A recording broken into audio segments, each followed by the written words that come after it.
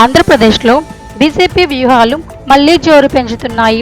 తెలుగు రాష్ట్రాల్లో పార్టీ బలం పెంచుకోవాలని సంకల్పించిన పార్టీ ప్రత్యేకించి ఆంధ్రాలో కీలకంగా అడుగులు వేస్తుంది. ఇందులో భాగంగా రాష్ట్ర బీజేపీకి కొత్త అధ్యక్షుడి ఎంపికపై హైకమాండ్ సుదీర్ఘంగా చర్చలు జరిపింది. సామాజిక సమీకరణాల పరిగణతో పాటు ప్రాంతీయ ప్రతినిధిత్వాన్ని దృష్టిలో ఉంచుకొని ఈసారి రాయలసీమకు ప్రాధాన్యం ఇవ్వాలని నిర్ణయం తీసుకుంది. ప్రస్తుతం రాష్ట్ర బీజేపీ అధ్యక్షురాలిగా ఉన్న పురంధేశ్వరికి బదులుగా సీమ ప్రాంతానికి చెందిన సీనియర్ నేతకు బాధ్యతలు అప్పగించే అవకాశం కనిపిస్తుంది. మాజీ ఎమ్మెల్సీ మాధవ్, మాజీ ఎంపీ జీవీఎల్ నరసింహారావు పేర్లు కూడా ఈ క్రమంలో పరిశీలనకు వచ్చాయి.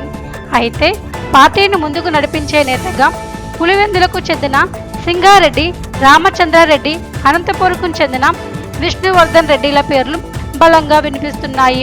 ముఖ్యంగా విష్ణువర్ధన్ రెడ్డి ఇప్పటికే ఏబీవీపీ నుంచి బీజేపీలో చేరి పలు హోదాల్లో సేవలందించగా ఢిల్లీలో హైకమాండ్ స్థాయిలో లాబింగ్ చేస్తున్నట్లు సమాచారం. మహారాష్ట్ర, ఢిల్లీ వంటి రాష్ట్రాల్లోనూ ప్రచారాల్లో పాల్గొన్న విష్ణుకు కేంద్రంలోనూ మంచి మద్దతు ఉంది.